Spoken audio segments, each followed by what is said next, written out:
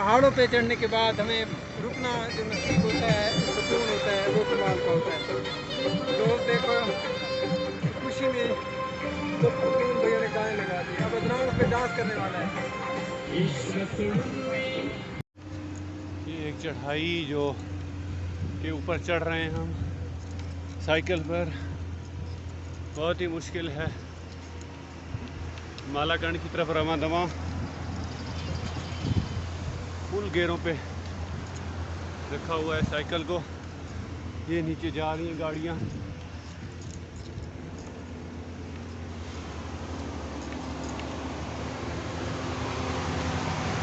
अभी बहुत चढ़ाई बाकी है, सामने जाना है उधर।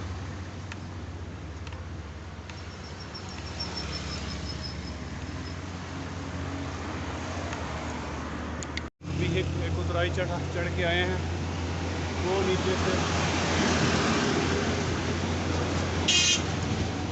बहुत ही मुश्किल चढ़ाई, लेकिन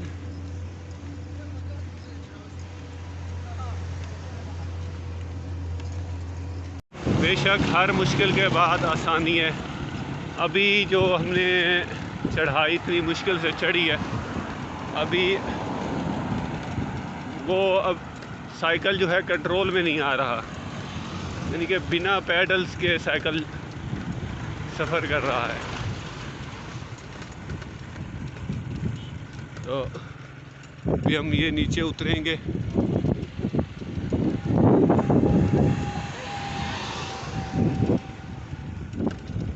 बहुत एक तरफ पहाड़, नीचे तरफ से खाइयाँ।